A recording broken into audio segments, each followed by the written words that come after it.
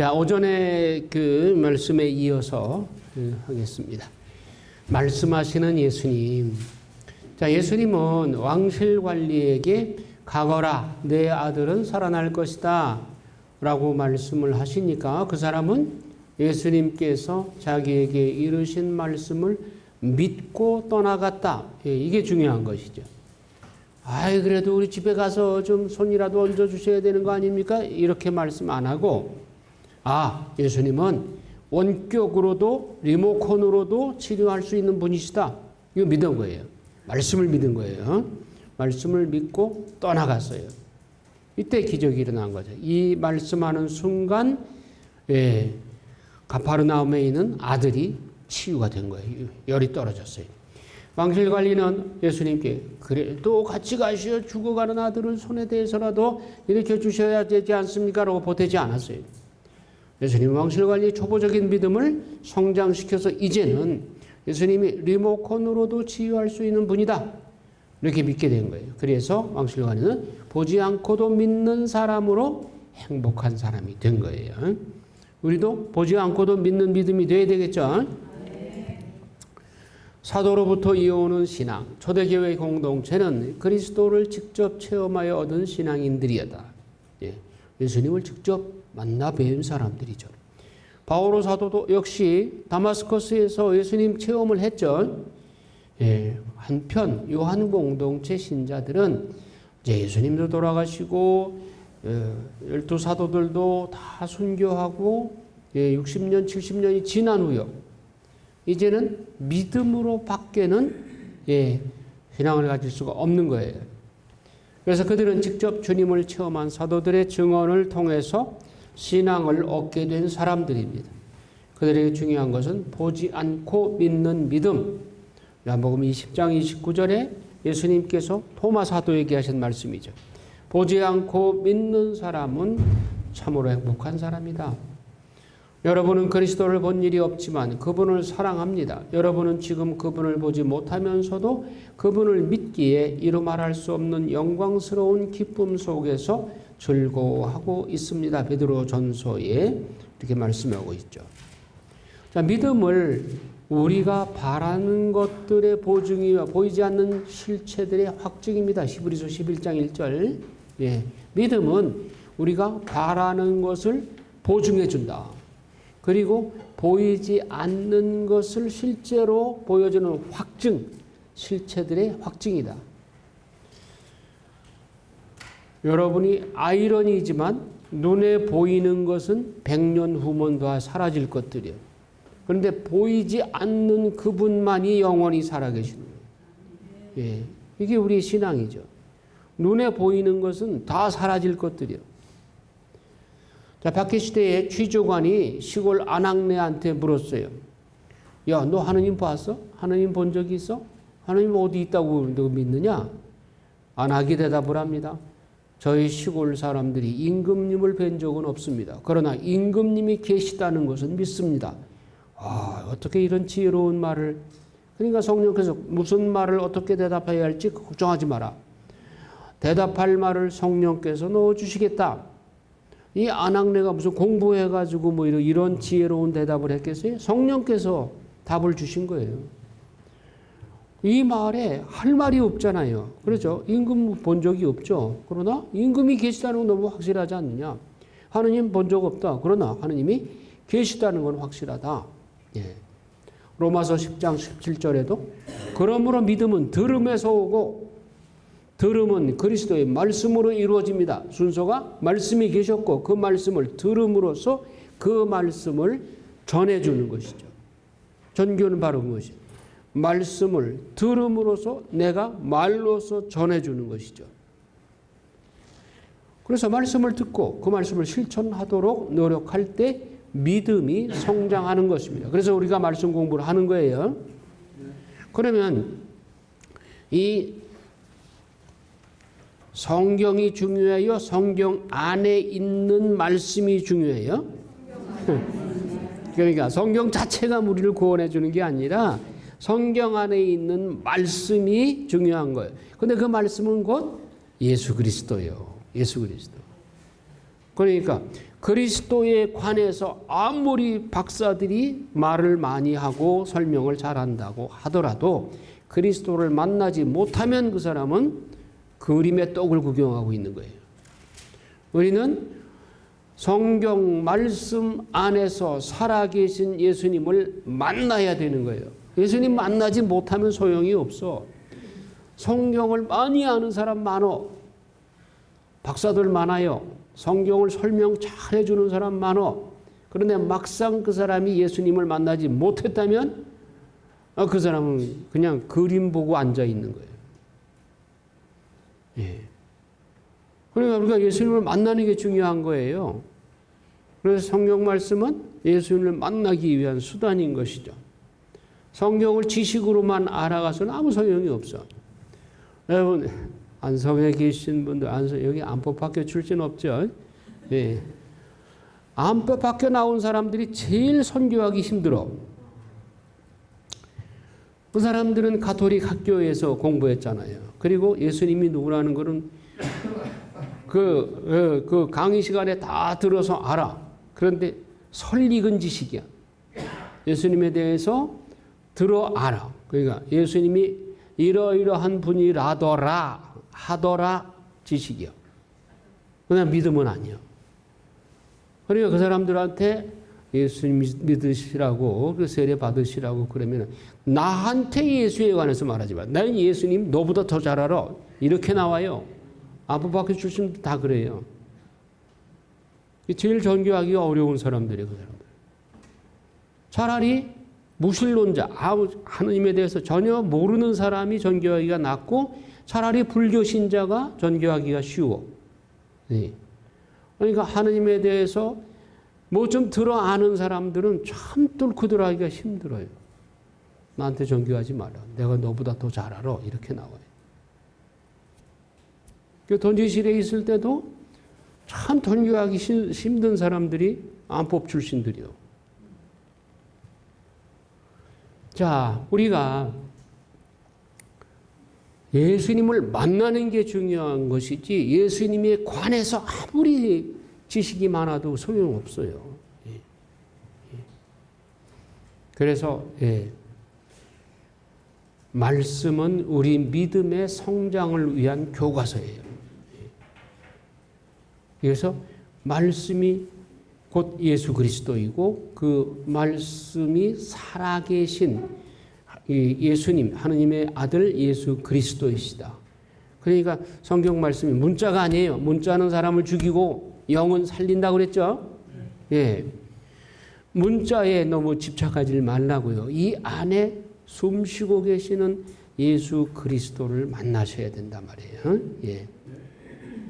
자, 역동적으로 성장해가는 왕실관리의 믿음. 예. 우리가 이 패러그래프를 자꾸 매일같이 반복해서 렉시오 디비나를 하면서 이 왕실관리가 신앙이 성장하고 있구나 하는 것을 그걸 볼 수 있어야 돼. 느낄 수 있어야 돼.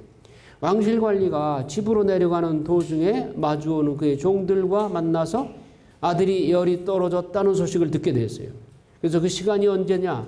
이 시간이 언제냐고 묻는 것도 왕실관리가 자기가 예수님한테 내 아들은 치유됐고 살아났다 하는 말씀을 들으면서 기억하고 있는 거예요. 그 벌써 믿음이 여기까지 성장한 거예요. 그래서 시간을 알아보니까 오후 1시라는 거예요. 아, 예수님이 말씀하신 바로 그 시간이구나. 예수님은 리모컨으로 치유해 주셨구나. 이걸 믿음으로 받아들인 것이죠. 그래서 그 종들과 만나서 아들이 열이 떨어졌다는 소식을 듣게 됐다. 그의 믿음이 한 단계 성장하였다. 표징을 찾는 그의 믿음에서 예수님 말씀을 받아들이는 믿음으로 성장하였고 그 다음은 주님의 섭리를 믿고 더 나아가서 복음을 증언하는 믿음으로 성장한다. 자기 가족들을 다 전교했잖아요. 이 가족이 다 믿게 되었다고 그랬죠? 예. 왕실가족 믿음의 성장 단계. 그의 믿음은 다음과 같은 단계로 성장하였다. 첫째 단계, 기적에 의지한 믿음. 그냥 처음에는 이제 기적 보고, 아이고, 아들을 살려야 되니까. 그러니까 그 소문에 듣기에, 예수라는 분이 기적을 많이 일으킨다는데, 우리 아들도 좀 고쳐주시면 좋겠다. 이제 다급하니까. 두 번째 단계, 말씀에 의지한 믿음. 야, 기적에 의지했던 이 믿음이 말씀에 의지하게 되는 거예요. 셋째 단계, 하나님의 섭리를 발견하고 다른 이들에게 복음을 전하는 단계로 발전한 것이다. 그러자 온 가족이 주님을 믿고 구원받게 되었다. 가족들에게 전교가 안 되는 가정들 있죠. 물론 뭐 이렇게 너무 획일적으로 얘기해서는 안 되지만 여러분 자신이 믿음으로 확신을 가지고 정말 내가 믿음 생활을 통해서 이렇게 변화됐다는 모습을 보여주면 가족이 변해요. 예. 가족이 변화되지 않을 수가 없어. 우리 엄마가, 우리 아빠가 저렇게 예수 믿고 변화되는데 나도 한번 믿어볼까 이런 마음이 어찌 안 생기겠어요.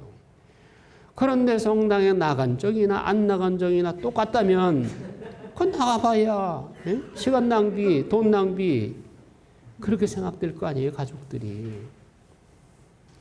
제가 그 수도원 들어오기 전에 어느 이제 독서실에서 공부를 했어요. 독서실에서 내가 그때 한참 명동성당 나가고 할 때니까 막 불이 붙어가지고 뭐 앉으면 그냥 이제 그 예수님 얘기만 한 거죠. 10명이 나한테 와가지고 대부 서달라고 그러는 거예요. 10명의 대부가 됐어요, 한꺼번에.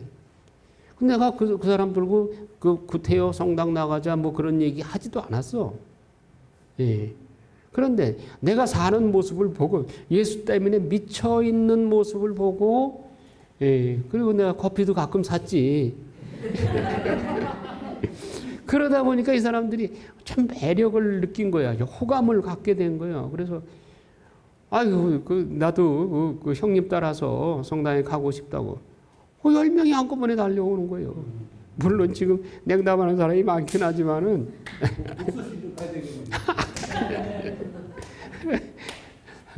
그러니까 변화된 모습으로 살면 사람들이 다시 한번 신앙이란 무엇인가를 생각하게 돼요. 자, 요한복음에서는 믿는다 이 단어를 굉장히 중요시 여깁니다. 요한복음에서는 믿음이라는 명사를 사용하지 않고 믿는다라는 동사를 무려 98번 사용해요. 여러분 무엇이 역동적이에요? 명사 믿음이라는 명사예요? 아니면 믿는다라는 동사예요? 동사지, 동사. 예. 믿음은 정적으로 고착된 것이 아니라 성장한다는 것을 역동적으로 표현하는 것이에요. 믿는다 동사는 움직이잖아요. 역동적이잖아요. 그렇죠? 우리의 믿음은 살아있는 믿음 같으면 가만히 있을 수가 없어. 전교하지 않으면 입이 간질간질해서 못 견뎌. 그런 사람이 있죠? 예. 그냥 나 혼자 믿으면 그만이다. 전혀 뭐 가장 친한 친구한테도 예수 믿으라는 말을 한마디도 안 하고 사는 사람. 그 죽은 믿음이야. 그냥 믿음 명사로만 있는 거예요. 동사로 활동하는 역동적인 다이나믹한 그런 믿는다가 되어야 됩니다. 그래서 요한복음에서 믿는다는 동사를 98번 사용한 거예요. 우리의 믿음도 새로운 상황, 새로운 문제 앞에서 믿음의 결단을 새롭게 해서 성장시켜 나가야 합니다. 그러니까 믿음 생활이라고 하는 것은 어떤 상황에서도 다 이 믿음이 적용돼야 되는 거예요. 그래서 나의 믿음을 성장시켜 나가야 되는 거예요. 구체적인 새로운 상황의 도전은 우리 믿음을 성장시키는 동력이 되고 완성회로 향하여 끊임없이 향상시켜 나가는 계기가 되는 것입니다. 믿음이 그렇게 활발한 사람은 군대 가면 군대 가서도 전교하고 군대 가서도 모든 사람들에게 봉사할 거리를 찾고 그렇게 해서 믿음 생활을 열심히 하는 사람들 주변에는 과연 예수 믿는 사람이 다르구나 하는 것을 느껴요. 군대 가면은 봉사할 거리가 좀 많아요. 그런데 믿는다고 하면서 신학교 다닌다고 그러면서 음식이 나오면은 우리 때만 해도 군대 생활이 아주 배고픈 생활했거든요. 그러면 맛있는 거 혼자 다 빼먹어. 식사 당번할 때 보면 근데 개신교 신학교 다니는 학생이야. 그냥 얄미워서 그거 보고 예수 믿겠어요? 예, 어쨌든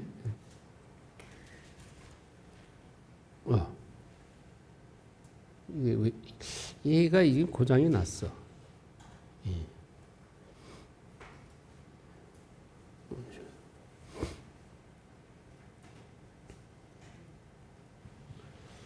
여기 끝인가 보네. 자, 제 마음대로 이제.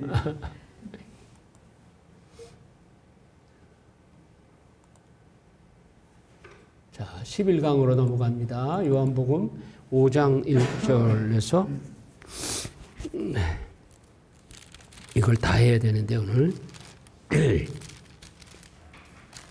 우선 요한복음 5장 1절에서 18절까지만 읽겠습니다. 베짜타 목가에서의 병자를 고치시다. 5장 1절 시작.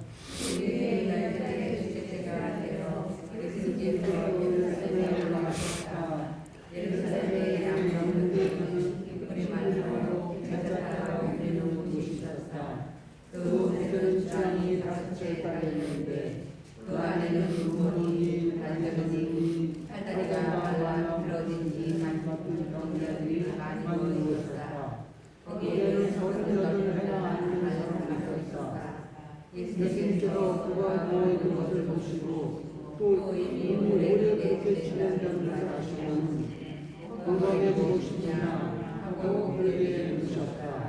그 병자가 예수님께 대답하였다. 선생님, 우리 초령들에게 저를 곳속에 넣어줄 사람이 없습니다. 그래서 제가 가는 동안에 다리가 저보다 먼저 내려갑니다.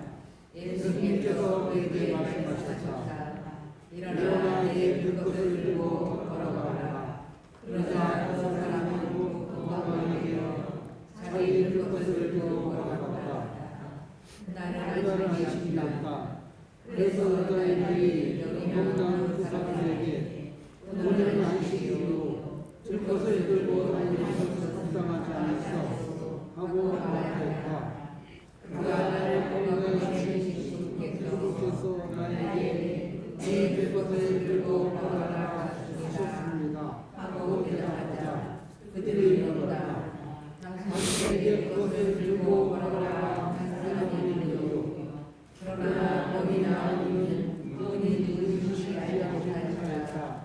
그곳에 그들이 몰려있어 예수님께서 몰래 자리를 서치게 됩니다. 그때 예수님께서 그 사람을 성전에서 만나시자 그에게 이르셨다. 자, 너는 건강하리라. 더 나쁜 일이 너에게 일어나지 않도록 다시는 죄를 지으라. 그 사람은 물러가서 저희를 건강에 하시는 주시는 예수님이시라고 그들에게 알렸다. 그리하여 유다인들은 예수님께서 그러한 일을 하셨다고 하여 그분을 박해하기 시작하셨다. 그러나 예수님께서 그들에게 내 아버지께서 옆에 일하시니 나도 일하는 것이다 말씀하셨다. 이 때문에 유다인들은 더욱 예수님을 죽이려고 하였다. 그분께서 안식일을 어기실 뿐만 아니라 하느님을 당신 아버지라고 하시면서 당신 자신을 하느님과 대등하게 만드셨기 때문입니다. 네, 예, 여기까지. 자, 그래서 여러분 아침에 일어나자마자 아주 맑은 정신으로 이 성경을 기도하는 마음으로 천천히 이렇게 읽으셔요. 매일 그렇게 하시면 어제 읽을 때와 오늘 읽을 때 또 달라요. 근데 어제는 그냥 지나쳐 버렸던 것이 어느 한 구절이, 어느 한 단어가 확 들어오는 수가 있어요. 이게 말씀이 살아있다는 증거예요. 신문 기사 읽으면서 그러지 않잖아요. 이 하나님의 말씀은 정말 살아있는 거예요. 예, 살아있고 능력이 있는 거예요. 그런 체험들을 여러분들이 하셔야 돼요. 그래서 어느 하나의 진리가 그날 나의 삶을 지배해요. 그래서 그날 정말 그날 요 진리를 깨달은 것으로 그 기분으로 하루가 그냥 구름 위를 걸어가는 것처럼 그렇게 기분이 황홀할 때가 있어. 네. 그런 체험들을 여러분 하시기 바라요. 예. 11강은 제목을 비참과 자비의 만남. 비참, 이것은 우리 내 인생을 말하는 거죠. 우리 내 인생 비참하여 황홀해요. 예. 정도의 차이는 있지만 비참은 우리 인생을 말하는 거예요. 자비, 이 하느님의 자비입니다. 그런데 이 자비는 비참을 그냥 그 상태로 내버려 두지 않아요. 하느님이 정말 우리의 이 비참한 상황에 개입을 하신다고요. 이걸 받아들이는 사람은 행복한 사람이요. 이걸 안 받아들이고 아이고 내 팔자에 하면은 그건 정말 비참한 사람이요. 우리가 예수님을 만난다고 하는 것이 얼마나 행복한 것인가. 그럼 뭐 비참한 인생의 삶 자체는 패턴은 믿는 사람이나 믿지 않는 사람이나 같은데 보는 관점이 다른 거예요. 이쪽 사람은 예수님 없이 혼자서 그 비참 상황을 혼자 겪어내고 이 사람은 예수님과 함께 그 비참한 인생을 기쁘게 살아가는 거예요.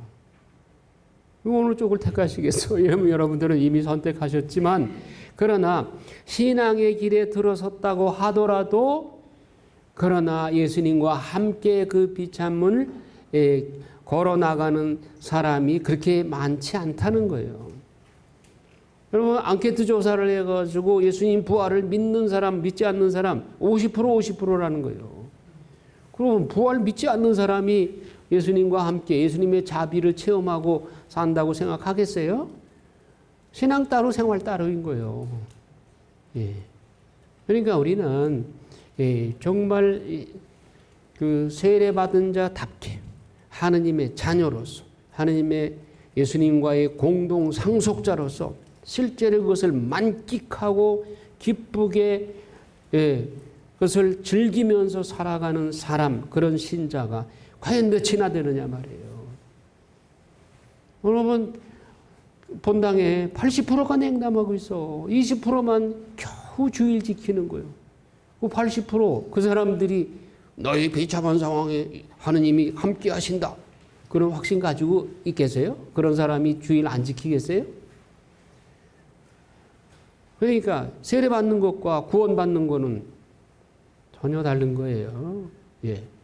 자, 5장 16절에 보면 유다 지도자들이 예수님을 박해하기 시작합니다.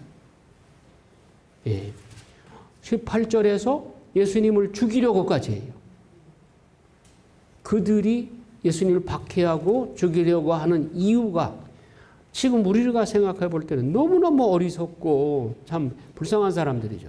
어둠이 빛을 거부하는 것이죠. 그리고 이건 로고스 창가에서도 이미 말씀하셨어요. 빛으로 오셨는데 세상은 빛을 좋아하지 않고 어둠이 판을 치는 거죠. 빛을 거부하죠. 적재자들과의 논쟁의 핵심 주제는 이거예요. 예수님이 유다인들의 축제를 완성하러 오신 분이라는 말씀을 자꾸 하시니까 거북한 거예요. 예수님은 유다인들과 거듭되는 논쟁을 통해서 당신의 신적 정체성을 드러내셔요. 나는 하느님의 아들이요 나는 하느님과 하나다. 어이구 하느님과 하나라고 그러니까 그냥 유다인들이 새파랗게 질려버려요. 신성모독이다 하면서. 예수님은 유다인들의 축제, 즉 파스카 축제, 초막절 축제, 성전 봉헌 축제를 완성하시는 분이다. 이 말 안에 상당히 큰 내용이 함축되어 있어요. 유다인들의 축제를 완성하시는 분, 예수님은 율법을 완성하시는 분, 구약의 모든 것들을 완성하시는 분이 예수님이에요. 파스카는 이스라엘을 이집트 종살이에서 해방시켜 주신 하느님의 구원 행위죠. 이집트 종살이에서 육신적으로 종살이에서 가나안 복지로 이끌어내신 분이 하느님이에요. 이게 파스카예요. 그런데 예수님은 어떤 일을 파스카를 행하셨느냐? 죄의 노예살이에서 인간을 해방시켜 주신 분이요. 어느 파스카가 더 완성된 모습으로의 목표예요. 죄에서의 해방, 이것이 더 완전한 파스카이죠. 그래서 파스카 축제를 완성하신 분이요. 구약의 출애굽을 시켜주신 하느님이 시작하신 그 파스카, 육신적인 파스카를 영적인 파스카로 죄의 노예살이에서 성화로 완성시켜 주시고 천국 백성으로 완성시켜 주신 예수 그리스도의 이 파스카야말로 파스카 축제의 진정한 진면목이고 완성이죠. 그렇죠? 그래서 파스카를 완성하신 분이 예수 그리스도. 다음 초막절. 초막절은 이집트에서 출발한 이스라엘 백성들이 40년 동안 광야에서 생활한 것을 우리 잊지 말자. 그 광야 생활 중에서 하나님께서는 불기둥, 구름기둥으로 우리를 지켜주신 분, 이걸 기념하여서 초막절에 초막을 짚고 옥상이나 이런 데서 그 초막을 생활하던 것을 잊지 말자 하는 뜻으로 지키는 게 초막절이에요. 대개 9월 달에서 10월 달에 우리가 예루살렘 성지순례 갈 때 꼭 그 초막절에 갔어요. 10월 달에. 예. 그렇다면 예수님은 이 축제 때 당신이야말로 참된 생명의 물을 주시는 분, 세상에 참된 빛이심을 선포하시면서 초막절 축제를 완성하신 분이다. 자, 하느님께서 이스라엘 백성들을 광야에서 이끄실 때 불기둥, 구름기둥으로 인도하시고 목마르다고 할 때 무리바에 바위를 쳐서 물을 내주시고 하늘에 만나를 내려서 그들에게 먹을 양식을 주셨는데 예수님은 생명의 물을 주시는 분, 그리고 참된 빛을 선포하시는 분, 어느 게 더 근원적이고 더 그 본질적인 거예요. 예수님의 이 초막절 완성이, 초막절 축제가 더 완전한 것이죠. 따라서 초막절 전례를 완성하신 분이 예수 그리스도이다. 다음에 성전 봉헌 축제, 이방인들에게 더럽혀진 성전을 하나님의 도우심으로 다시 되찾게 된 게 마카베오 상권에 나오죠. 예, 마카베오 형제가 그 더럽혀진 성전을 다시 그 정화를 시키시고 축제를 지냈죠. 이 축제 때 예수님은 당신이야말로 참된 성전임을 선포하시면서 성전 정화, 요한복음 2장 13절 이하에 성전 정화를 하시죠. 어느 게 더 근원적인가? 예수님의 당신이야말로 참된 성전이라고 선포하시면서 봉헌절 축제를 지내신 것이야말로 성전 봉헌 축제를 완성하신 분이다. 자, 이렇게 봄으로써 요한복음서는 예수님이 하느님의 아들이요 하느님과 같은 분이심을 우리가 믿게 하려는 것이다. 그래서 예수님은 이스라엘의 3대 축제의 전례를 완성하신 분, 구약을 완성하신 분, 율법을 완성하신 분, 이렇게 정리가 되는 것이죠. 그래서 일부의 치유 기적과 예수님의 신적 권한을 5장 1절에서 이제 그 37절까지 설명이 쭉 나오는데, 자, 요한복음서에서는 예수님이 유다교의 축제 때마다 예루살렘을 찾으세요. 유다인들에게 3대 축제에는 의무적으로 예루살렘 성전을 방문하도록 되어 있죠. 파스카, 오순절, 그리고 초막절. 예. 자, 두 번째 방문 때 그 뒤에 유다인들의 축제 때가 되어 예수님께서 예루살렘에 올라가셨다. 5장 1절에. 또 세 번째는 초막절 축제가 이미 중반을 지날 때 예수님께서는 성전에 올라가 가르치셨다. 7장 14절에. 네 번째 예루살렘에 올라가신 그 때에 예루살렘에서는 성전 봉헌 축제가 벌어지고 있었는데 예수님께서는 성전 아래에 있는 솔로몬 주랑을 거닐고 계셨다. 10장 22절 23절. 다섯 번째로 올라가신 것은 예수님께서는 파스카 축제 엿새 전에 베타니아로 가셨다. 예루살렘 성전에 올라가시기 위해서. 자, 유다교에서 두 가지 종류의 축제일이 있는데 첫째는 안식일, 매 주일마다 오는 안식일. 그 당시에는 이제 토요일이었죠. 이제 우리는 안식일 다음 날 예수님이 부활하셨기 때문에 오늘날 주일은 유다인들의 안식일 다음 날인 것이죠. 다른 하나는 절기축제로서 파스카, 오순절, 초막절, 봉헌절이 4대 명절로 절기 안식일이라고도 말한다. 자, 그래서 이제 5장 1절부터 이제 그 38년 된 병자 치유가 1절에서 9절까지 또 14절에 이렇게 나오고, 두 번째 에피소드는 예수님과 유다인들 간의 안식일 논쟁, 신적 권한에 관해서 말씀합니다. 그리고 5장 19절에서 47절에는 예수님의 자기 변호가 나옵니다. 자, 먼저 베차타 연못가에 있는 38년 된 환자를 봅시다. 예루살렘 양문 곁에는 이 양문이라고 하는 그 양들을 제물로 바칠 양들이 주로 들어오는, 제물로 들어오는 문이 양문이에요. 양문. Sheep's Gate.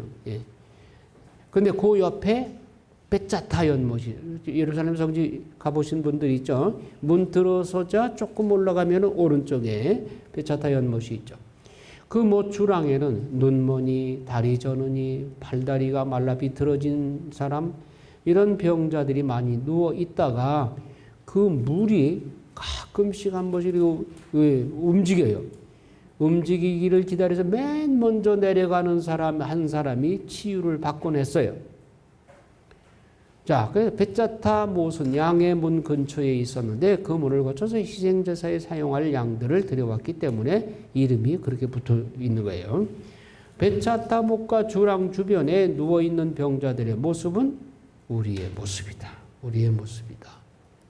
자, 그런데 가벼운 환자가 먼저 들어가니 중증 환자는 거의 가망이 없다. 왜? 가벼운 환자가 빨리 뛰어갈 거 아니에요. 중증 환자로 움직이지 못해 누가 도와주지 않으면 내려갈 수가 없잖아요. 그러면 38년 된 환자는 38년 동안 거기 앉아서 자기 차례가 오기를 기다리고 포기하지 않고 기다려온 거예요. 대단한 거죠. 38년 동안을 실망하지 않고 단념하지 않고 기다려온 거예요. 불공평한 은총의 자리다. 물이 움직이기 시작하면 아비귀환이 벌어져요. 서로 먼저 가려고. 서로 먼저 들어가려고. 이기주의와 분열과 갈등의 자리. 오늘날의 우리 현실을 그대로 반영한 것이죠. 자, 베짜타는 입시 경쟁, 취업 경쟁, 승진 경쟁, 무한 경쟁에서 1등만 허락하는 우리 삶의 살벌한 자리, 이거를 대변하는 것이죠. 2등도 안 돼. 베짜타에 1등 한 사람만 치유받아. 두 번째로 내려간 사람도 치유 못 받아. 이게 오늘날 그 1등 병에 걸린 현대인들을 그대로 드러내고 있죠. 세계 최고, 세계 최초, 세계 최대. 2등은 거들떠보지도 않고 세상이 베짜타 못입니다. 우리가 사는 세상과 어쩌면 그렇게 닮았어요. 그런데 세상은 1등만을 챙겨주는데 예수님은 누구한테 달려가요? 꼴찌에게다가. 아무도 챙겨주지도 않고 누구도 거들떠보지 않는 38년 된 환자에게 예수님이 다가가십니다. 그는 자기가 예수님께 다가올 능력이 안 돼. 그러니까 예수님께서 다가가시는 거예요. 다른 사람들은 예리고의 장님 예수님한테 쫓아가면서 다윗의 자손이셔 저에게 자비를 베풀어 주소. 걸을 능력이 있는 사람은 예수님을 찾아가잖아요. 그러나 이 사람은 그럴 능력이 없어. 그러니까 예수님께서 다가가십니다. 가셔서 건강해지고 싶으냐 하고 물으세요. 38년 된 환자는 38년 동안 쌓인 한을 얘기합니다. 선생님, 물이 출렁거릴 때에 저를 못 속에 넣어줄 사람이 없습니다. 그래서 제가 가는 동안에 다른 사람이 저보다 먼저 내려갑니다. 이게 38년 동안 거듭된 것입니다. 우리 속담에 하늘은 스스로 돕는 자를 돕는다 그랬죠. 예수님은 스스로 도울 수 없는 사람을 하나님은 도우셔. 주님은 가장 도움이 필요한 사람을 찾아가신다. 병자가 간청하기도 전에 주님은 먼저 그를 찾아가신다. 하늘은 스스로 돕는 자를 돕는다고 했지만 이 병자는 도움을 청할 기력조차 없다. 꽃동네 오홍증 신부님이 얻어먹을 힘만 있어도 주님의 은총입니다. 그랬죠. 여기서 출발했죠. 꽃동네가. 이런 체험에서 어떤 데서도 오늘 시작하였다고 한다. 오늘의 주인공은 주님의 도움을 청할 힘조차 없어서 보인다. 그래서 주님이 먼저 다가가신 것입니다. 원래 은총이란 공짜 그라시아에서 시작이 됐어요. 주님은 당신의 이 마음을 우리에게도 지니라고 원하십니다. 가장 작은 이에게 해준 것이 바로 나에게 해준 것이다. 그러니까 도움을 청할 힘도 없는 사람, 그런 사람에게 우리가 예수님처럼 다가가서 그들을 도와주는 제2의 예수님 역할을 해야 되는 것입니다. 자, 집념. 예수님이 병자에게 낫기를 원하느냐는 질문에 병자는 제가 가는 동안에 다른 이가 보다 먼저 내려갑니다 하고 답을 했는데, 제가 가는 동안에 이 시제가 현재형입니다. 현재형. 지금도 이 일이 벌어질 수 있다는 거죠. 현재형. 그렇다면 그 병자는 포기하지 않고 물이 움직일 때마다 호탕을 치면서도 계속 내려갔다는 헛기라고 내려갔다는 헛기라고 이거를 지금까지 계속해 왔다는 거예요. 그런 긴 세월을 호탕을 치면서도 낙심하지 않고 희망을 잃지 않았다는 것이다. 그 희망이 예수님의 마음을 움직여서 다른 환자들 가운데 치유받는 은혜를 받게 된 것이다. 믿음은 중단 없이 지속돼야 되는 거예요. 조금 하다가 안 되면 아이고 예수님 내 기도 안 들어주시는 거예요. 포기하지 말고. 온전해지고 싶으냐 하는 예수님 말씀. 내가 너에게 물가로 내려가도록 도와줄까라고 묻지 않으셨어요. 온전해지고 싶으냐 라고 물으신 것은 생명의 주관자이고 무에서 유를 창조하신 전능하신 신적인 권능을 가지신 하느님이 구태여 그 물가까지 내려갈 필요가 없어. 물이 움직이도록 하는 힘도 예수님께서 나왔고 치유하는 힘도 그분에게서 나오기 때문에 기존의 치유 기적을 위한 모든 절차 다 생략해버린 거예요. 온전해지고 싶으냐? 이건 다짜고짜. 다만 자유의지를 존중하는 하나님은 그의 낫고자 하는 의지와 열망을 확인하신 것입니다. 이 예수님의 질문은 온전해지고 싶으냐 하는 예수님의 질문은 우리의 일상생활에 확대 적용할 수 있다. 오랜 동안 안고 있는 문제를 예수님께 진지하게 열정을 다해서 청원해야 됩니다. 생각만 하지 말고 입으로 말씀드려요. 오랜 동안 습관으로 인해서 익숙해져 있는 모병 습관을 생각 속에 안주하고 즐기고 있는지도 모릅니다. 그러니까 어떻게 말씀을 하세요? 요를 고도 들고 일어나서 걸어가라. 이 세 동작이 필요한 겁니다. 요를 고도 드는 것, 일어나는 것, 그리고 걸어가는 것. 자, 근데 이 단어가 동사가 다 달라요. 자, 주님의 강력한 명령. 그래서 주님께서는 그에게 일어나거라. 그리고 내 들 것을 들어라. 그리고 걸어가라. 자, 들 것을 드는 거. 이거는 한 번만 하면 되죠. 단순 과거예요. 헬라어로 아우르스트형이라고 그러는데 단순 과거. 한 번으로 끝나는 거예요. 일회적인 행위예요. 들 것이 한 번 들면 그만이죠. 병자가 들 것을 들고 하는 행위. 그 다음에 두 번째 단어 일어나거라. 일어나는 것. 이거는 현재형이요. 계속돼야 돼. 그리고 걸어가거라. 이것도 현재형이요. 시제가. 일어나라. 걸어가라. 이거는 현재. 우리는 계속해서 믿음 생활에 있어서 일어나고 걸어가야 됩니다. 현실에 안주해서는 안 되는 거예요.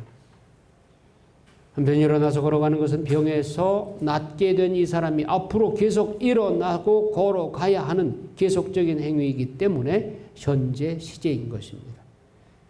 그럼 헬라어가 이렇게 12가지 시제가 있다고 하는 게 이런 데서 묘미가 드러나요.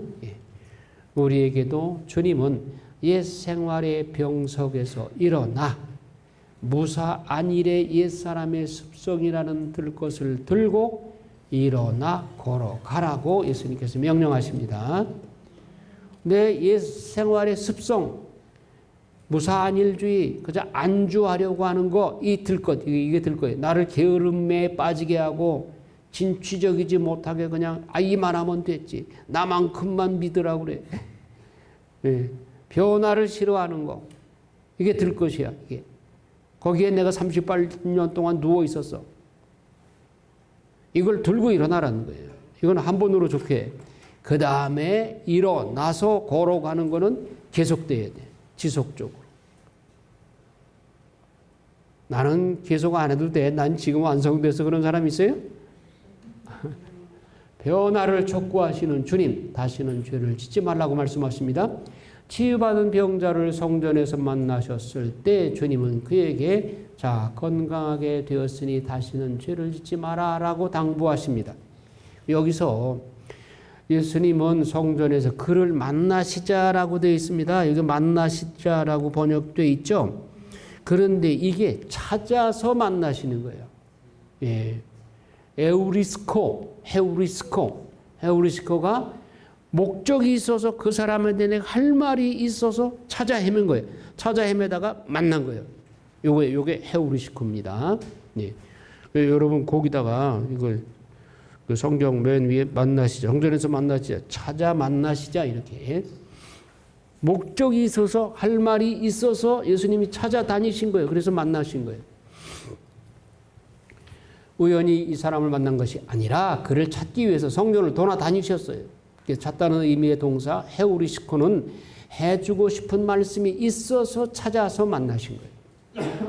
무슨 말씀을 하시냐면 자, 너는 온전하게 되었다는 말씀은 단순한 치유 선언이 아니라 그의 죄를 용서하셨기에 영혼이 온전해졌다라는 의미예요. 그러니까 다시는 죄를 짓지 말라 이겁니다. 성경은 자주 인간이 지은 죄의 결과로 병에 걸리고 고통을 겪는다는 사실을 알려줍니다. 야고보서 5장에도 고린도전서 11장에도 그러나 모든 병이 죄 때문에 발생하는 것은 아니에요. 하지만 죄로 인해서 병이 오는 경우도 많아요. 우리의 현실도 그렇잖아요. 마음의 병이 먼저 오죠. 육신의 병에 앞서서.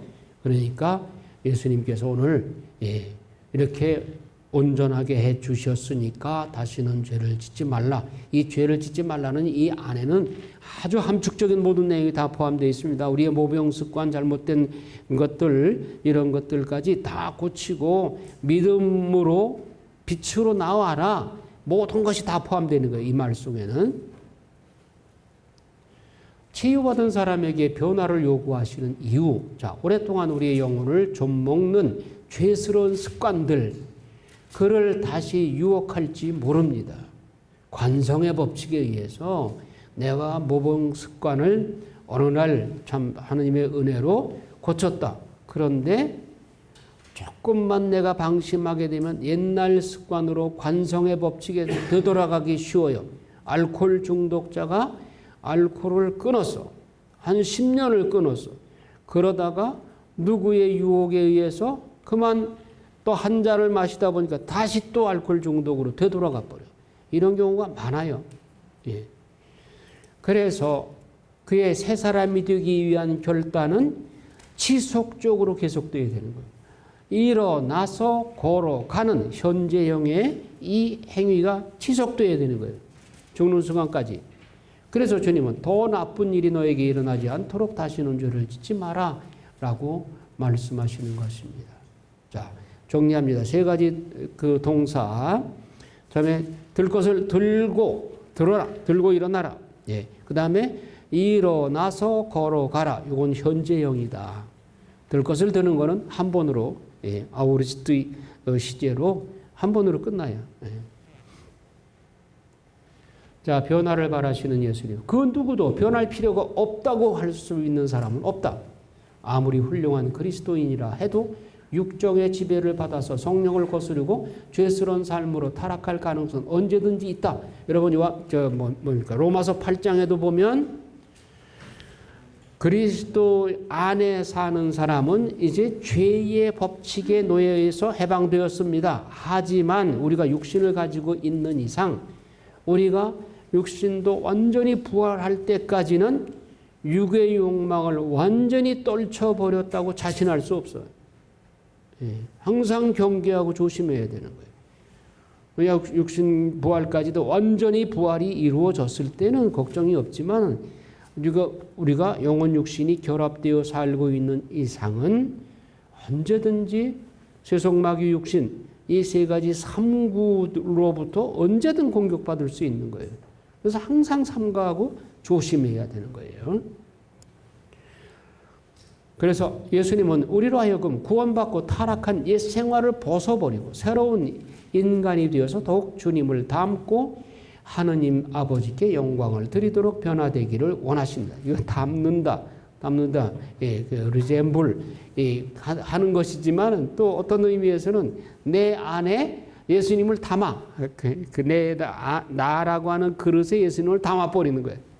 두 가지 의미를 다 함축한다고 볼 수 있죠. 그리스도 예수님을 나라는 그릇에 담는 것. 그래야 내 안에 그리스도가 사시도록 해드리는 것. 그래서 갈라디아서 2장 20절에 이제는 내가 사는 것이 아니라 그리스도께서 내 안에 사시는 것입니다. 이러면 끝나는 거예요. 예수님이 내 안에 사시면 예수님이 내 생각과 말과 행위를 다 조종하시니까. 그러면 죄라는 것도 생각할 필요가 없어. 그러니까 예수님을 내 안에 모셔드리는 게 가장 지름길이고 가장 완전한 길이요. 내가 노력해가지고 예수님을 닮아가는 것은 힘들고 피곤하고 될 수도 없어. 그래서 주님의 은총으로 성령 치료를 받아서 예수님을 내 안에 모셔드리는 거, 이것이 가장 완벽한 길이다. 예, 산다는 것은 변화하는 것이고 완전하다는 것은 자주 변화되었다는 것이다. 뉴먼 추기경 아시죠? 성공의 주교였어요. 이분이 가톨릭으로 개종해서 이제 영국의 뉴먼 추기경 아주 유명한 분이죠. 그래서 산다는 것은 변화하는 것이고, 예, 변화하지 않으면 그렇다면 죽은 거예요. 산다는 것은 변화하는 것이다. 변화되었다는 것은 살아있다는 증거예요. 그리고 완전하다는 것은 자주 변화되었다는 것이다. 예, 아주 의미가 있죠. 이거 발전하지 못하면, 진전하지 못하면, 제자리 걸음보고 있다면 그건 죽은 거예요. 퇴보요. 애간장이 타는 예수님. 자, 병자에게 대한 연민의 정에서 병자를 치유하셨지만 예수님이 세상에 오신 목적은 병 치유를 위한 것이 아니라 영혼 구원의 목적이 있죠. 예수님의 치유 기적 때 가엾은 마음이 드시어라는 말이 자주 나와요. 가엾이 여기다 스플랑크니쪼마이. 예. 여러분들 하기가 좀 어렵죠? 스플랑크니쪼마이. 예. 이거는 오장육부 내장을 가리키는 스플랑크나, 예, 스플랑크나예요. 이 오장육부 내장을 가르치는 거예요. 스플랑크나에서 파생된 말이다. 즉 오장육부가 끊어지는 애간장이 녹는 아픔과 연민의 정을 느낀다. 이게 스플랑크니쪼마이예요. 가엾은 마음이 들다 이 말이에요. 이것은 아직 글자 그대로 하면 끊을 단자 창자 장자야. 창자를 끊어버리는 것 같은 고통. 그러니까 예수님이 연민의 정을 느끼셨다. 이거 아주 점잖은 표현이긴 한데 그렇게 감동적이지 못하죠. 예. 창자를 끊어내는 그 고통이 있기 때문에 예수님께서 치유 기적을 일으키셨다 그거예요. 자, 이 치유 단적으로 이것을 비유로 설명을 하면 이제 아마존강에서 그 포수가 원숭이를 생포하려고 갔는데 어미 원숭이는 놓치고 새끼 원숭이를 잡았어. 그래서 이제 그 잡은 새끼 원숭이를 배에 싣고 이렇게 아마존강을 내려가는데 어미 원숭이가 막 칵칵 내 새끼 내놓으라고 그렇게 조르다가 배가 이렇게 내려가는데 어미 원숭이가 저 바위 위에 올라앉아가지고 그 배가 밑을 지나갈 때 뛰어내렸어. 어미 원숭이가. 뛰어내리자 갑판에 내리자마자 죽어버렸어. 이게 왜 죽었을까 하고 배를 갈라보니까 상자가 다 끊어져 있어. 예, 그게 바로 단장, 애간장 녹는 거예요. 이런 엄마의 모성애죠. 짐승도 이런 모성애가 있는 거예요. 오장육부가 끊어지는 그런 아픔을 예수님이 환자를 보고 연민의 정을 느끼셔서 치유 기적을 하셨다. 빵의 기적을 행하셨다. 이겁니다. 예수님은 고통 중에 있는 영혼을 볼 때 애간장이 녹아내리는 연민의 정을 느끼신다는 거예요. 이것이 예수님의 측은지심이다. 그래서 우리의 상처는 곧 그분의 상처요. 우리의 고통이 그분의 고통이고 우리의 슬픔이 그분의 슬픔인 것이다. 그래서 당신 몸소 우리의 병고를 떠맡으시고 질병을 짊어지셨다. 예, 이사야서 53장에 말씀 나오죠. 예, 그러니까 예수님은 우리가 고통스럽고 괴롭고 힘들고 어려울 때에 예수님도 같은 고통을 느끼신단 말이에요. 우리 고통의 현장에 예수님이 함께 하신다. 전에 그런 예를 말씀드렸잖아요. 스티븐슨이라고 하는 사람의 시에 자기 인생을 그 백사장에 이제 걸어가는 두 사람이 나란히 걸어가는 발자국이 나 있는데 자기 인생을 파노라마처럼 동영상으로 이렇게 눈에 볼 수가 있었는데 한참을 가다 보니까 발자국 하나가 없어지고 한 사람 발자국만 있는 거예요. 그때가 어느 때일까 하고 살펴보니까 자기가 가장 괴로울 때, 힘들었을 때였다는 거예요. 그래서 이 스티븐슨이 예수님께 예수님 어디 가셨어요? 나 혼자가 없게 내버려 두셨어요.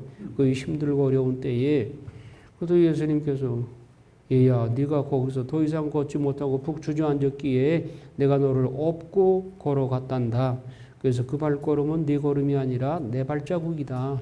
그렇게 말씀하셨다고 그러잖아요. 예, 그러니까 예수님은 우리의 상처와 우리의 고통과 슬픔의 현장에 함께 하시는 거예요. 그래서 우리가 예수성심 신심을 회복해야 된다. 세상에 뺏자타는 이기심과 분열과 갈등의 장소요. 1등만을 인정하는 무한 경쟁 시대를 대변하는 세상의 뱃자타인데 이것을 예수님의 뱃자타로 우리는 예수 성심을 닮아가야 할 것이다. 예수 성심은 인간을 향한 예수님의 무한한 사랑, 자비, 인내를 상징한다. 우리가 예수 성심 신심을 살아갈 때 주님께 많은 위로와 힘을 얻게 된다. 자, 이런 예수님이 나와 함께 계시다고 한다면 그 고통이 뭐 대수요. 예수님이 나와 함께 하시는데 고통도 이제 두렵지 않고 고통 중에도 기뻐할 수 있겠죠. 대답이 잘 안 나오시? 자, 안식일 논쟁 5장 9절에서 이제 18절인데 생명보다 율법 준수에만 몰두하는 유다인들. 자, 예수님께서 이렇게 병자를 치유하신 그 기적을 보고 정말 순수한 마음이라면 감탄하고 칭찬을 하고 믿어야 될 텐데 오히려 트집을 잡아요. 38년 된 병자가 들 것을 들고 걸어간 날이 안식일이었다. 이 안식일 가지고 까탈을 잡는 거예요. 그러자 유다인들이 예수님께 적개심을 품고 반발합니다. 유다인들이 병이 나은 사람을 제지하고 예수님을 박해하기 시작합니다. 여기서 유다인들은 예수님을 적대시하는 바리사이들을 중심으로 한 유다 지도자들을 말한다. 유다인들은 병이 나은 사람에게 당신에게 그것을 들고 가라고 한 사람이 누구야? 하고 묻습니다. 병자가 병이 나은 것에는 관심도 없어요. 안식일 법을 위반하였다는 것에만 집중해요. 예수님을 잡기 위한 책략이었던 거예요. 자, 예수님은 이들을 위선자요 눈먼 인도자라고 하시면서 작은 벌레는 걸러내면서 낙타는 삼키는 자들 마태복음 23장에 이렇게 혹독하게 비난을 하셨죠. 이들은 온갖 종교적 행위와 믿음도 사랑과 연민의 마음 없이는 모두 헛되다는 사실을 모르는 사람들이다. 복음서에 보면 죽을 죄를 지은 사람도 예수님은 아주 너그럽게 용서를 해주셨어. 그런데 유독 유다인들, 특히 바리사이들, 율법학자들에 대한 아주 혹독하게 나무라시죠. 예, 위선자요 눈먼 인도자라고. 왜? 그들이 그리 종교적 지도자이면서 백성들을 혹세무민하기 때문에 그러는 거예요. 자기도 영혼 구원 못하면서 남의 영혼까지 구원 못하게 구렁텅이로 빠뜨리는 인간들이기 때문에 예수님은 그들에게 가차없이 나무라시는 겁니다. 바리사이들은 안식일법을 까다롭게 제정하여 지키지 않으면 단죄하여 결국 안식일은 축복의 날이 아니라 악몽과 같은 날이에요. 안식일 날이 백성들에게 일주일 동안 수고했으니까 하루 나와 함께 쉬면서 거룩하게 지내라 이렇게 축복의 날이었는데 이걸 아주 악몽과 같은 날로 만들어 버렸어요. 율법주의적 신앙생활의 특징 첫째, 신앙생활의 모든 것을 법 또는 계명에 따라 순종, 불순종 여부로 따져. 율법주의적 신앙생활을 하는 이들은 법과 계명 준수 여하에 따라서 축복과 재앙이 갈린다고 말합니다. 그래서 율법주의적 신앙생활을 하는 이는 늘 해야 한다, 하면 안 된다 이렇게 그냥 법으로 살벌하게 분위기를 긴장시켜요. 내면의 참다운 해방은 안중에도 없어요. 이들이 법과 계명을 잘 지키려는 이유는 안 지키면 죄가 되니까. 이게 무슨 기쁨이 있어요. 죄에 대한 강박관념에 사로잡혀 있는 사람들이 영적인 죄는 육체적인 죄보다 더 위험하고 더 파괴적인 것입니다. 자, 우리의 율법주의적 사고, 우리한테는 이런 마음이 없는가? 열심한 신자들 중에 은연중에 나는 남보다 낫다 하는 그런 우월감에 젖어 살기 쉽습니다. 그래서 이웃을 자기 중심적으로 판단하기 쉬워요. 저는 제가 한번 얘기했는데 어린 딸이 엄마가 흰 머리카락을 하나씩 늘어나는 걸 보고 엄마 흰머리는 왜 나는 거야? 하고 물었어요. 그래서 애가 이제 좀 장난꾸러기요 짓궂으니까 그건 말이야 네가 엄마 말을 잘 안 들 때마다 엄마 흰머리가 하나씩 늘어나는 거란다. 하니까 이 꼬마가 한참 심각해지는 거예요. 엄마를 빤히 바라보면서 울먹이면서 엄마가 할머니를 얼마나 속상하게 했으면 할머니 머리가 다 하얗게 씌었어. 예. 아니 뒤통수가 좀 맞았죠. 자, 우리를 율법주의자로 만드는 교만. 예수님으로부터 치유받은 이 사람은 바리사이들에게 가서 자기 병을 낫게 해준 분이 예수님이라고 일종의 고발을 하는 겁니다. 왜 안식일 위반했다고 막 겁을 주는 거예요, 바리사이들이. 그러니까 좀 임시 모면하기 위해서 내가 고쳐준 분이 예수님이요. 내가 뭐 자발적으로 일한 것도 아니고 그렇게 변명을 한 거죠. 그것은 유다인들이 이 사람을 안식일법을 어겼다고 협박을 하니까 무서워서 고발한 것이에요. 안식일에 이루어진 하느님의 일. 예수님께서 안식일에 병자를 고쳐주시는 일은 당연히 할 수 있는 거예요. 유다인들이 예수님을 반대한 이유는 다음 몇 가지. 즉 예수님이 하느님을 아버지라고 불렀다는 점. 이게 그들에게는 아주 신성모독처럼 느껴지는 거죠. 유다인들은 하느님의 이름을 야훼, 이 이름을 감히 부르지 못한 아도나이라고 고쳐 불렀어요. 그런데 예수님은 이 하느님을 아버지, 더군다나 나의 아버지라고 부르니까 이 사람들 눈에는 아주 예수님이 신성모독이라고 생각이 된 거죠. 당신 자신과 하느님을 대등한 관계로 만드셨기 때문에 유다인들의 비난을 받는 것이다. 로마 총독 앞에 가서도 그들이 예수님을 고발할 때 이 자는 자기가 하느님의 아들이라고 자처해서 율법을 위반하기에 주고 마땅합니다 라고 고발을 하죠. 또 유다인들은 예수님이 내 아버지께서 여태 일하고 계시니 나도 일하는 것이다 라고 말하는 것을 듣고 신성모독이라고 죽이려고 한 것입니다. 하지만 창조 때부터 하나님 아버지와 예수님이 같이 일하셨기 때문에 그 후에도 함께 일하시는 것이죠. 창조된 세계를 보존하고 생명을 돌보는 일을 예수님이 하시는 것이죠. 그리고 생명을 돌보는 일에는 죄로 타락한 인류를 구원하는 사업도 포함되어 있는 것입니다. 그래서 병자를 고쳐주는 일, 안식일에 마땅히 해야 할 합당한 일이죠. 예수님은 일부러 안식일을 택하여 병자를 치유해 주십니다. 그분께서 안식일을 어기셨다라고 하는 이 어긴다, 엘레우엔이라는 동사는 반복되는 행위, 그냥 어기거나 했다 이런 뜻이죠.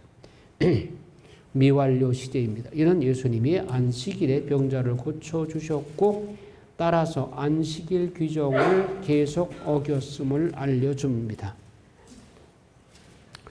예수님은 적대자들에게 안식일에 좋은 일을 하는 것이 합당하냐, 사람을 해치는 것이 합당하냐, 아주 그들의 정곡을 찔렀죠. 안식일에 두 가지 중요한 의미가 있다. 창조사업과 구원사업입니다. 탈출기에 나오는 안식일 계명은 창조사업과 관련이 있고 신명기에 나오는 안식일 계명은 구원사업에 관련이 있다.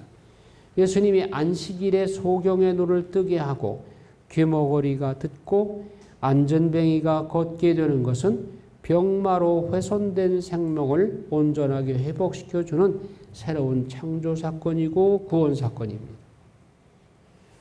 어떤 시인자가 빌리 그레함 목사에게 물었어요. 안식일에 소가 구덩이에 빠지면 건져내야 합니까? 안 해야 됩니까? 그리고 그대로 교회에 가야 합니까? 그러니까 목사님이 물론 건져내야 하죠. 그런데 안식일마다 구덩이에 빠지거든 그 소를 팔아버리십시오. 만약에 정육점 근무하는 사람이라면 뭐라고 그럴까요? 안식일마다 구덩이에 빠지는 소는 잡아먹으십시오. 자, 안식일 계명. 안식일은 구약 백성에게 하느님과 함께 쉬는 날이고 주일은 예수님이 안식일 다음 날 부활하셨기 때문에 신약 백성에게는 안식일 정신을 주일에 지키는 것이다.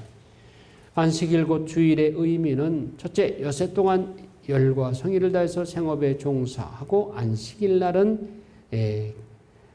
하느님을 기억하고 거룩하게 지내는 것, 쉬면서 거룩하게 지내는 것, 이게 안식일의 본래 뜻이죠. 주일을 거룩하게 지낸다는 것은 경배와 찬양의 시간을 마련하는 것이다. 공동체의 차원에서만이 아니라 개인의 차원에서도 안식일 날은 하느님과 거룩하게 지내면서 쉬는 것이죠. 우리는 생업에 바빠서 주간에 충분히 영적 시간, 즉 기도, 영적 독서, 성찰을 하기가 쉽지 않죠. 그렇기 때문에 주일에 시간을 내어서 주님과 함께 머무는 시간을 갖도록 하자. 이것이 안식일 계명의 본래 취지인 것입니다. 그런데 이거 주일날 놀러 가기 위해서 토요일 특전 미사에 참여한다. 이게 토요일 특전 미사가 너무 과분한 배려예요. 그런 뜻으로 토요 특전 미사를 만든 거 아니잖아요. 주일날 정말 불가피한 일이 있는 사람에게 토요 특전 미사 제도를 두었는데 나는 이건 없애야 된다고 생각해. 오히려 주일날 놀러 가기 위해서, 등산 가기 위해서, 뭐 운동 구경하러 가기 위해서 토요 특전 미사를 참석하는 거, 이거는 주객이 전도된 것이죠. 주일은 우리의 원기를 회복시켜 주고 하나님 중심으로 살아가도록 방향을 잡아주는 날이다. 예수님을 죽이려고 하는 유다 지도자들, 유다인들은 더욱 예수님을 죽이려고 해요. 이게 더욱이라는 말은 벌써부터 예수님을 죽이려고 벼르다가 더욱 본격적으로 기회를 노린다는 뜻이에요. 여기서 찾았다는 동사는 계속 반복하여 찾았다는 의미의 미완료 시제이다. 어떻게 하면 예수를 잡을 수 있을까? 올가미를 쳐놓고 계속 찾아다닌 거죠.